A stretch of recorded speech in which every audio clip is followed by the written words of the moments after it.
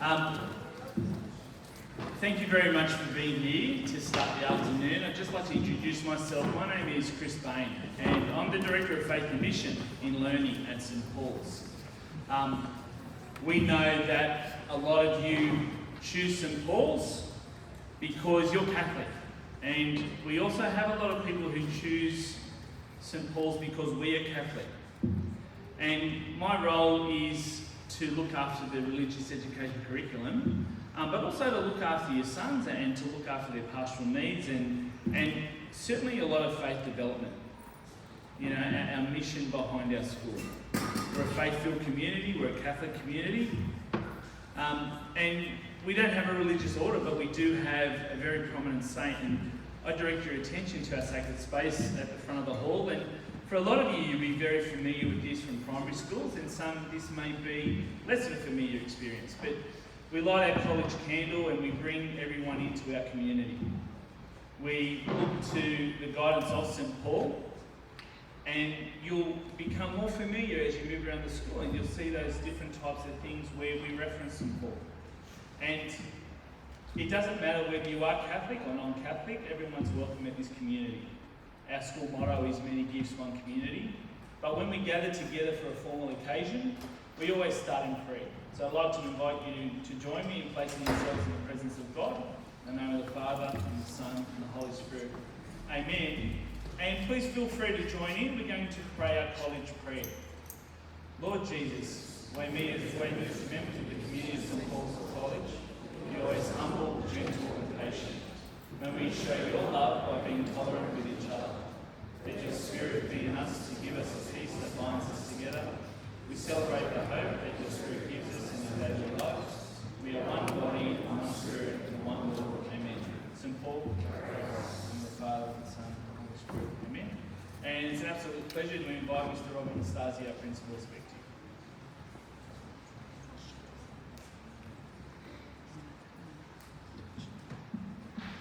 Thank you, Mr. Bain. Good evening, everyone, and welcome. Welcome to St Paul's Catholic College. I'm looking around the hall, and as people came in, there's a lot of familiar faces. I've already managed to catch up with a lot of people who have already come through for enrolment interviews, and can I say it's been an absolute pleasure and delight to have met many of you. And for those that I haven't met, I'm looking forward to meeting you very soon, because I know you're here for that reason, to enrol your son into St Paul's for 2025.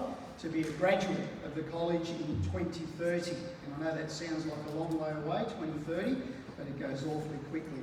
I'm also speaking to families of Year 5 students, so they're also welcome here, who are having a bit of a look at nice and early with a view to enrolling in 2026. But you're all most welcome, and thank you for joining us on a warm afternoon, and I hope that you get plenty out of this evening.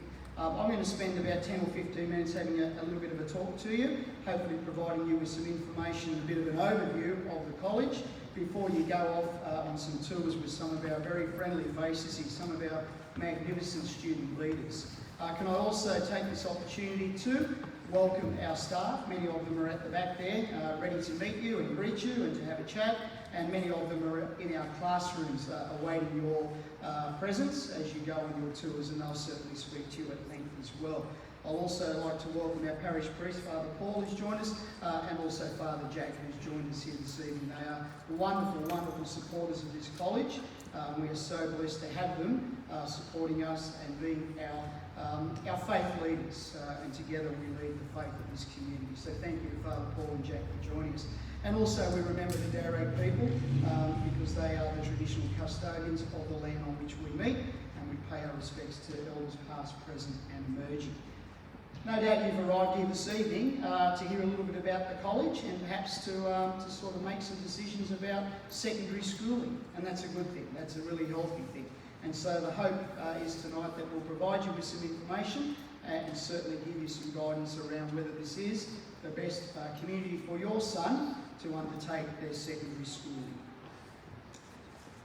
And I'd like to begin by, saying that we've had a terrific start, a really great start to the 2024 year.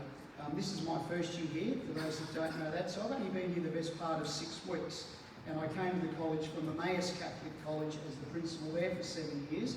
And I have just been absolutely privileged and delighted to have been here over these last 6 weeks, and I know this will continue into the future. My plan is to be here for a period of time and to see the young men in my care graduate from the college over the coming years. But it has been an absolute delight. The start of the year has been a delight. Many of the parents that I've met have asked me that, and I've said, I don't think I've been in a community that is so respectful, so reverent, and just so well mannered and certainly embedded and invested in their learning. We've had a lot to do in the last 6 weeks. We've had Year 7s arrive nice and early, 140 of them. They've gone through a wonderful transition program, and I'm really grateful to the teachers that have conducted that. They are totally at ease now. They are totally invested in this community, and they're really off and running and providing some great spirit to the college. We had a beautiful opening mass in this hall not long ago, and as I said, I don't think I've ever been in a community where it is so reverent and so respectful. You could not hear a pin drop during that mass, that opening mass, and that was spectacular. We also invited back our HSC students from last year, our 2023 graduates, and I'll talk a little bit about them shortly, but they were an absolute pleasure and delight, and we awarded them some trophies and some certificates, along with our Ducks of last year, and that was a beautiful assembly. We obviously had the start of Lent, so we had our Ash Wednesday liturgies, and one of the highlights for me was not only the distribution of ashes here, but the way our Year 12s were commissioned to go next door to OLQP, and I can see there's a few students from there here and families, and the way our Year 12s went next door and distributed the ashes to the little primary school students was beautiful.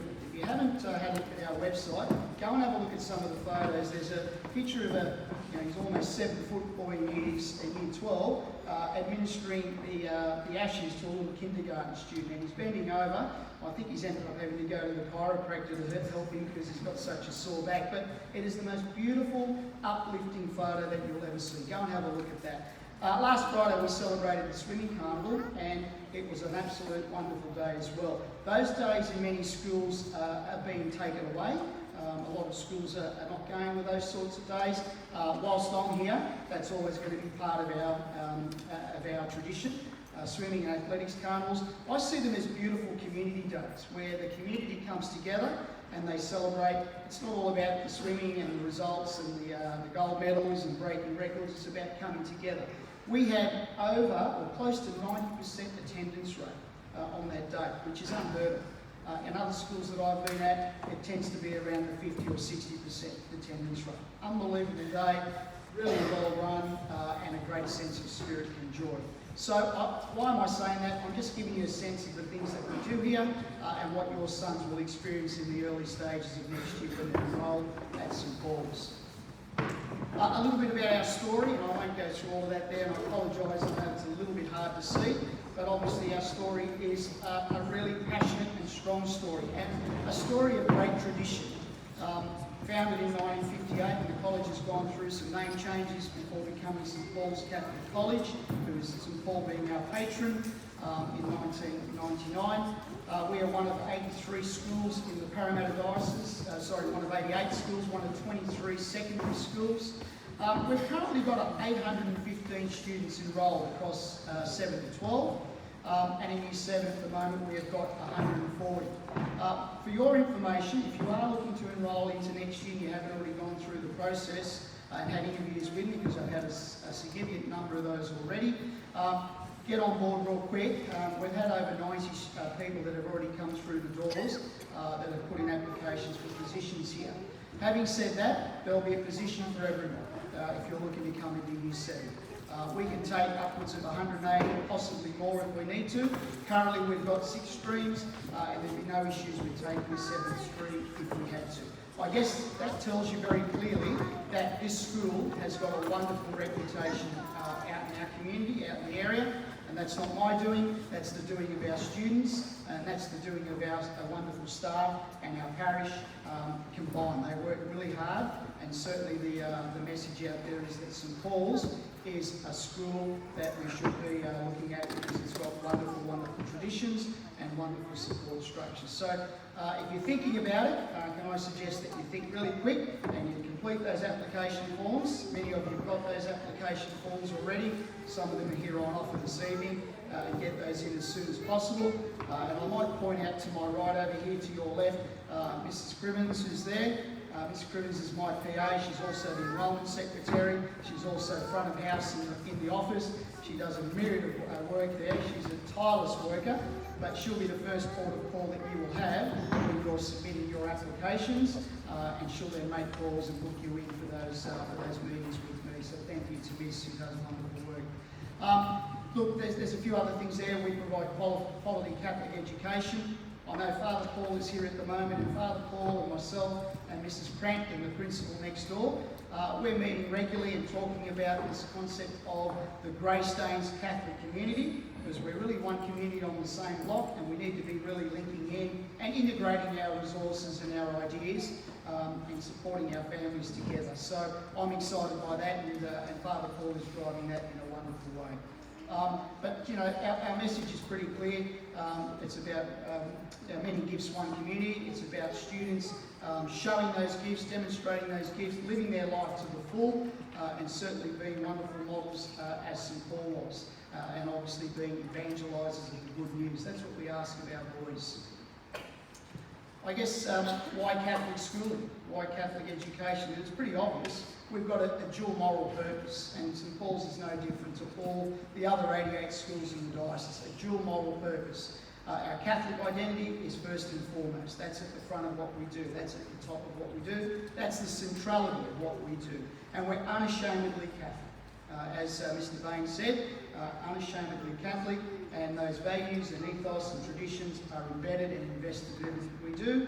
They guide us and lead us, and then that allows us for the quality teaching and learning that takes place. Having said that, our bishop, and I'll talk a little bit more to this later, but our bishop, Vincent, says Catholic schools for everyone. We're inclusive, and certainly this is a college for everyone. And I think that's a really pleasant and beautiful theme to acknowledge. And the second part of our moral purpose is that we're to ensure quality teaching and learning. And on my arrival here, I said to the staff and to the community, it's about learning, and more learning. And many of you have heard my story, those that have come through for interviews with me, about my background. For those that haven't, and particularly for the young boys here in front of me, my story is that I've come from an Italian background. My heritage is Italian. My parents came to Australia after World War II. Dad fought in the war. Mum left school in year 3, Dad in year 2, because they had to work on the family farm to support their families. And when they arrived, Dad arrived in Australia at the age of 23 on his own. But the message that he gave to my brother and Mum, to my brother and I, was that the best present and the best gift you can get is education, is school. And that's better than a Christmas present, it's better than a birthday present, because it will open up all those doors for you. My parents couldn't speak English, they couldn't help me with homework, they couldn't send me to tutoring. So the boys here in front of me that are looking to enrol in, you're at an advantage, a bigger advantage to me. You've got wonderful families, loving families, they can support you, they can send you to a great college like St. Paul's. And Dad used to say to me, before I left home in the morning, it's Roberto, you call me Roberta, leave your excuse bag here at home, take your school bag and fill it up with knowledge, and then come home and tell me what you learned. And I thought that was a beautiful thing to learn and to know. And I think I've done all right. My brother's done pretty well as well. But the families play a big part in this. And I guess why I'm also saying that is because when we enrol students into Year 7, we're enrolling you as a family. Not just the boys, you're part of this community as well. And I need you to know that. We enrol the whole family. All right, so unashamedly Catholic, learning, and more learning. How do we measure ourselves? And I think that's something that a lot of you would be asking. What makes this a great school? What makes, how do you know you're doing great work here? Well, there's lots of ways to measure. And I guess I've put a few examples up there. Most people will look at the leagues tables. Most people will look at HSC results and NAPLAN results and go to our annual school report. And that's all well and good. And look, I'll be really upfront. We're really proud of our results from last year. We had the best HSC results that this college has ever received. And they were wonderful results. 50 plus band 6s, over 190 combined band 5s and 6s, which is a score between 80 and 90. That's no mean feat. That's pretty impressive. And so that's a credit to not only the students, but their families and to the staff and the quality teaching that took place here. But having said that, that's not the only measure. You know, we had a Dux there of 98.25, a delightful young man. 15 students, by the way, got over 98. That's pretty impressive. But there are lots of other ways to measure. We had a lot of students who were not ATAR students, didn't want to go to university, needed a HSC for other avenues, other pathways. And we accommodated those students. A lot of them did VET subjects, vocational education and training subjects. A lot of them went out to work placement. A lot of them did TAFE and early entry into universities. We accommodated a suite of subjects that catered for them. So we're not only about academic excellence in the top bands, but we're about every student growing, having a learning gain, reaching their potential, whatever that may be. And we do that really well here. Our subject offerings are unbelievably detailed. We have got a great depth of subject offerings across 7 to 12. And we're only at the moment talking about what we're going to do with our Year 10s going into next year in subject selection for Year 11 and 12. I know that seems a long way away for your sons, but our model here will be, we put as many subjects out on the table for our students that we think would be interested in, and our students will select. Our students will do initial subject selections based on everything we put out to them. And from that, we then generate what we're going to run, what our timetables will look like, what we're going to offer our students. Many schools will not do that. Many schools will have a timetable in place. It will be based on tradition, it will be based on teachers, it will be based on how they've done things for the last 10, 20, 30 years, and that's locked in place. We don't do that here. We listen to the students, that they get a voice and choice, and then from that we put in place what we think is going to work for our community. One of the phrases that I most dislike, and I have told the staff about this when I started, is that I dislike that phrase that we've always done it this way, and that's why we continue to do it. If it's not researched, it's not evidence-based, it doesn't have data to back it up, well, we're going to try something else. So our offerings are wonderful. We've got a great relational trust between our students and our teachers. And what I mean there is that there's a great sense of care, there's great well-being in place, but there's a great press factor. And a press factor means we work the students hard. We expect them to work and to deliver and to reach their full potential. So we balance that up. Care, but also working them hard, making them resilient, making them the best possible learners. Ultimately, the best measure for me is, are we developing good human beings? When you go on your tours this afternoon, I think you're going to be blown away. I think you're going to have your socks blown off, as I have in the first 6 weeks here, because the quality of the human beings that we've got in our midst in terms of our students is unbelievable. Of an afternoon, I stand at the front gate, and every afternoon I go home and I have to ice my wrist. And the reason being, almost every boy to a T wants to shake my hand as they leave. Good afternoon, Mr. Nastasi, God bless you. It's just amazing. It's something I've just not seen in any other community. And I'm not saying that to try and wow you. It's true. It's fact, hand on heart. So are we developing good human beings? Can I tell you that? We certainly are. And that's the biggest measure for me. I know that slide's hard to see, but it shows our HSC results. We're down the bottom there, not as a table, we're not down the bottom, but we're ranked 6th out of the 23 secondary schools last year on the high achievers table, 6th. And before that, we were well out of that area in previous years. We went from being ranked as a school, I think, with 330 to about 202 last year. And there are 600 odd schools across New South Wales that offer the HSC. It talks to itself, doesn't it? I can see a lot of people with big smiles on their face. And my intention and aim is that that wasn't a fluke, that it wasn't a fluke, I know it wasn't, and it's because of the hard work, and we're going to continue to build on that, I promise you that. We're about transforming lives, and this is a phrase that I use all the time when I speak to new families that are joining us.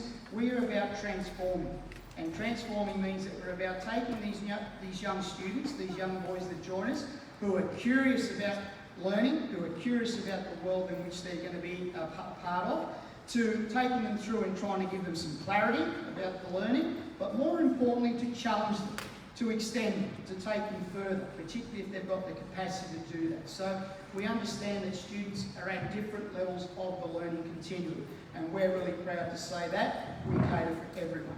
We'll extend, we'll challenge, we'll look to build on their curiosity, we'll give them clarity about what's important. And I've just put up there in some of those little boxes, I guess, some of the things that we offer. And again, without going through them all, you can see them for yourselves, but there's some really wonderful... I just thought about this the other night when I was putting this presentation together. I didn't speak to anyone.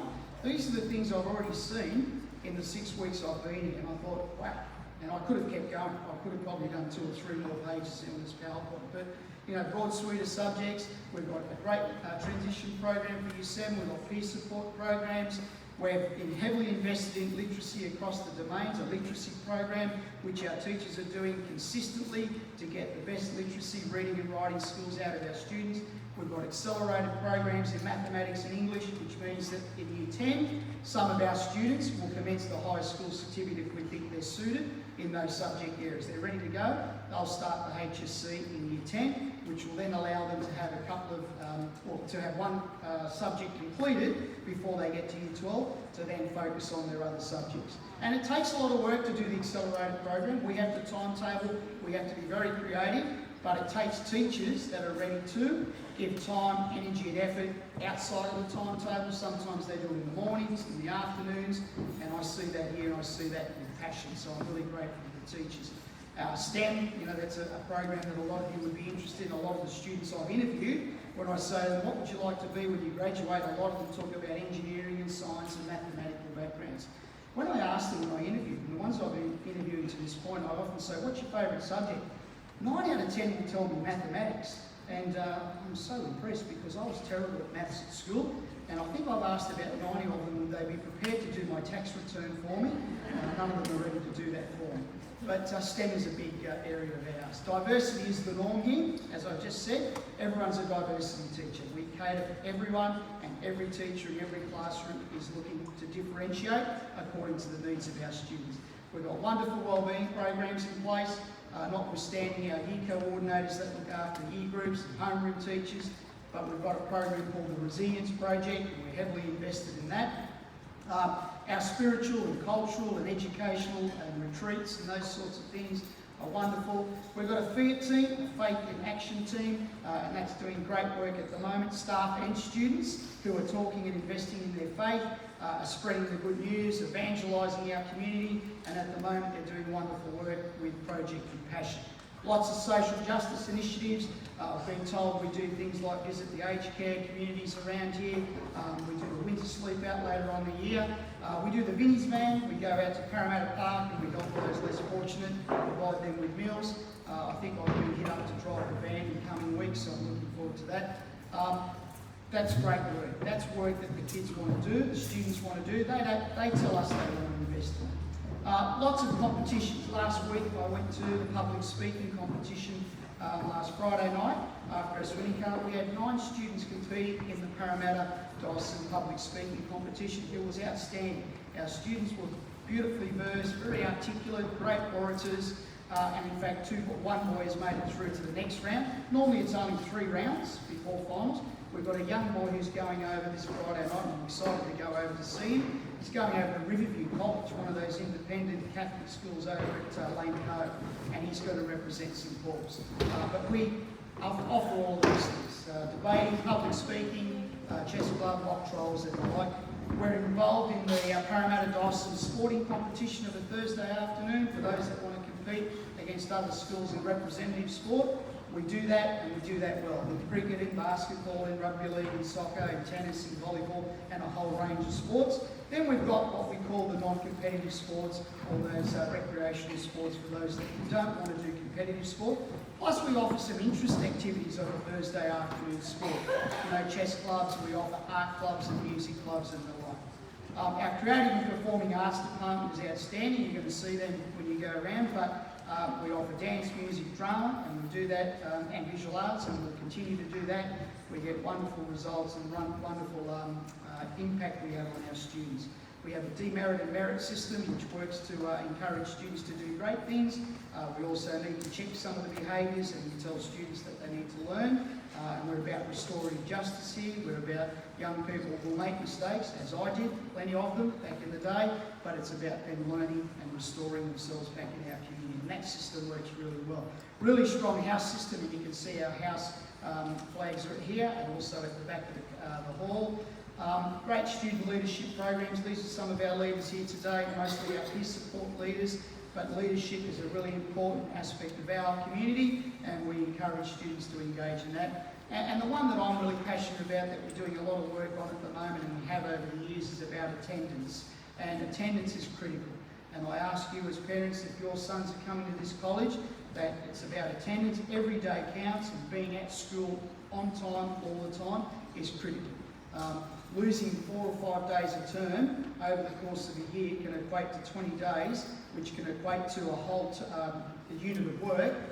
You and I know that's work that is very hard to get back. I know people, like to then go on and go through Google Classrooms and go and search Dr. Google to learn. We all do that. It's not the same as being in a classroom in front of a quality teacher. So can I ask you, if your sons are here, that attendance is critical. That they are at school all the time, please, because it has a significant impact on learning. So continuing on that transformation dialogue, we're about 21st century contemporary learning. And I will point out to you, without saying too much, we're part of a Catholic Secondary Schools Parramatta Diocese Master Plan at the moment, which means that we're being targeted as a school that is going to be probably invested in the next couple of years around some new facilities. Our facilities are wonderful already, rest assured. We've got a great skeleton, we've got great facilities, but it's probably time to revamp some of those and to look at some refreshing of some of those spaces and places. So I'm in conversation with head office about that, but we've been identified as a school that will be targeted for some facelifts. And also, you as parents contribute to that, and I say this to you without embarrassing anyone. I'm really grateful to you supporting us with your fees. I think we're still very affordable compared to a lot of schools, and particularly independent schools. Without your support, we get 70% funding from the government. The rest of our funding comes from you, and that is something that we don't take lightly. Having said that, we are also aware that there are financial hardships. There are financial hardships in our community, in our world at the moment. And I will say this to you here and now, no student will miss out on Catholic schooling at St Paul's because of financial hardship. All right? No student, no family. You'll need to talk to me and we'll come up with some kind of way to support you. Our teaching staff, and many of them are here at the back, are at the cutting edge. And I'm not saying because they're here. The work that they do, the professional development, the collaboration, they are amazing. They're about cutting edge, teaching and learning. They're always learning themselves so that they can make sure that your sons grow and gain the best learning opportunities and outcomes as possible. They are selfless, as are our support staff. Our staff are selfless. I see them here to all hours of an afternoon and working hard to ensure that there's great learning gained. And I'll also point out to you that you're coming from primary schools. Often it's one teacher for your sons. They'll come to St Paul's, they'll probably have 8 teachers. Please know that they will not be forgotten, you will not be forgotten. In terms of the communication channels here are top notch, okay? There'll be ongoing communication, they'll be in contact with you, they'll profile your sons, they'll tell you how they're going, they'll give you strategies to support, and we ask you to also speak to us. Make contact as regularly and as often as possible. Again, one of the messages I gave to the staff when I started here was no surprise policy. No surprise policy to our families. No good waiting to halfway through the year when we have parent-teacher interviews to say, Robert is struggling in mathematics. They need to know up front, and then we need to know how we can support them. All right? But I believe in them. They are the brain trust of this college. I'm not, they are. As my son says to me at home, my 24-year-old is very cheeky. He says, Dad, what do you do at school? He says, the teachers do all the hard work. What do? Do you just sign the cheques? And I thought, thanks, son. I said, well, I don't actually sign them anymore. They're all electronic now. It's just pushing a button. But I certainly try and do a little bit more than that.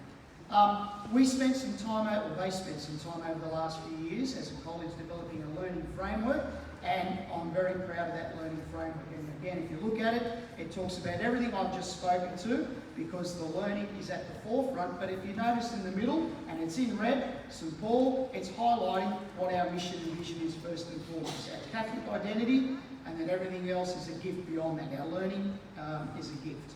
And so at the very forefront, at the centre, the centrality is Jesus and the importance of God in our life, and St Paul as our patron, and then all those other things around learning will flourish. But you'll see what's been said there, I hope resonates with you. High standards, seek to collaborate, hold people to account, build on their capacities. You know, everyone is reflective, problem solvers, positive relationships and partnerships. And learning and more learning is what we're about. So that's a wonderful framework and statement that was developed by many of the teachers that are here today and over the last couple of years, and I've inherited that, and I'm really, really proud of it. The other thing that I think is important in transforming our voice, and I've sort of mentioned it earlier, is about developing good human beings. It's about what will a St Paul's graduate look like. That's critical. So when your sons graduate, those that are joining us next year in 2030, I'll be hoping, well, I won't be hoping because hope's not a strategy. I know that when they leave here, that's what they're going to demonstrate. As a St Paul's graduate, they're going to hold strong Catholic values. They're going to be resilient and adaptable. They're going to be people of great faith, people that have got a great work ethic, people that are going to invest and be prepared for an ever-changing world. I think we'd all agree they will be wonderful assets to have when they go out into the community beyond St Paul. So that's the critical thing. What does the graduate look like? And in pulling all that together, I know that's hard to see, but what that highlights is the centrality of Christ, of being a faith place of learning, faith being at the forefront, to our learning, being critical, also evolving from our charism and from being a faith community to being St Paul's graduate. And there should be bridges between each of those. So that's our plan. That's our plan for your son over the next 6 years, from 2025 to graduating in 2030. And that graduation, by the way, will be in this hall, and many of you will be here, and I think many of you will probably have lots of tissues and Kleenexes with you, because there'll be lots of tears. It's a beautiful, beautiful ceremony. I've just put that slide up. I know it's hard to see, but our Executive Director, Jack de Groot, spoke to the principals at the start. In fact, he spoke to the leadership teams, and he talked about some non-negotiables for schools. And I firmly believe in what he said, as does our community, that some of the non-negotiables for all our schools is to ensure a performance culture, that we perform and that our students are given every opportunity, that we're about evidence-based teaching practices, explicit teaching practices to ensure that they learn to the best of their ability, and to ensure that our learning spaces are flexible. And so there's a few points there that I just wanted to highlight that came from Jack. And Jack is a strong, strong advocate of Catholic education in Western Sydney, and I know is a strong supporter of St Paul's Catholic College. And he's really excited about where our journey is going to take us, and he's waiting to see where that journey takes us. I mentioned this already, Catholic schooling for everyone. Bishop Vincent is a wonderful man, wonderful human being, our bishop, and I just want to highlight that. Catholic schools for everyone. There is a place for everyone in our community, so we're excited about inclusivity. I'm almost at the end, and I apologise I've kept you a little bit longer than I needed to, but if you're still looking for some information further to what you get this evening, go to our college website. It is a wonderful college website. It's detailed, it's got lots of great information. There are some virtual tours on there as well that take you around the whole site, the whole campus. We'll point out different spaces and places for you if you don't get a chance to see them in depth tonight. But have a look there. Our enrolment packs are wonderful as well. And as I said, some of our leaders are going to take you on a bit of a tour. Sorry, our socials are wonderful as well. We've got a person who's our director of doing a lot of that work in terms of community engagement. Mrs. Teferi, she's doing wonderful work in posting things on our socials, on Instagram and on Facebook and those areas. Go and have a look. There's some wonderful images and wonderful captions around some of the things we're celebrating. I'm going to finish by saying this. You know, if you haven't received a package, I visited all the 5 of our Catholic primary school feeder schools, so parents that are here would have received a package. Make sure you complete those. If you didn't pick one up on the way in, if you needed one, There's plenty there. You can download them as well off our website. Ultimately, they have to be in ASAP. I'm undertaking interviews for the rest of this term as soon as those packages come in, to then look at who we offer places to, and we need to have those numbers in place by the end of the term, by the 12th of April. All right, so could I implore on you, if you haven't done that already, to get those packages in, or those applications, ring Felicity, or she'll ring you actually, to make an appointment, and then I'm excited about meeting with you for an interview over the coming weeks. But that has been the process. We want you. Stay calm. We're going to look after you tonight, and we're going to look after you going forward, but I certainly would love for you to come to this college and to be a family and then a student of St Paul's. Thanks for listening. I'm now going to pass over to our assistant principal, Mr. Waker, who's going to show you or talk to you about what happens now. But our students over there are eager. Our student leaders are very eager to take you on some tours, but we've got a little bit of a process that we're going to follow to do that rather than everyone rushing out together. But I'll leave that to Sir to take you through. Thanks for listening. Enjoy the night. I'll catch up. Good night, everyone.